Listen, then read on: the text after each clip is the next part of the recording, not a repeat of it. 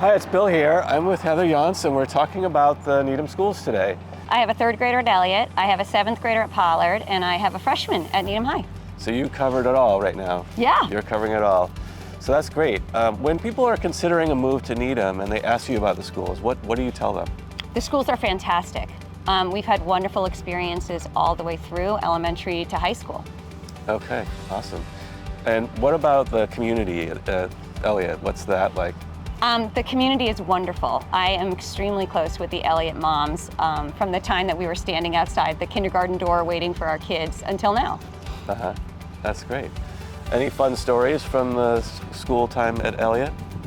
One of my favorites is that my husband Marcus, both of my oldest boys look a lot like him.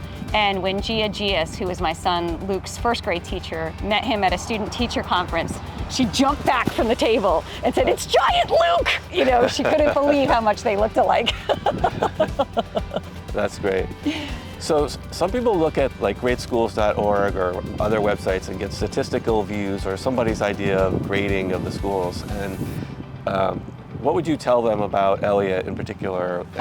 Eliot School, I don't think it can be measured in that way, although I think they do pretty well. But the teachers are really what makes the school, and the community, the parents.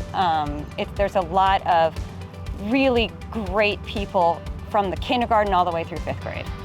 Awesome. Any stories as the kids have gone on to middle school and high school? You know, I think it's, for me, a lot of the fun experiences that some of them have been together since kindergarten.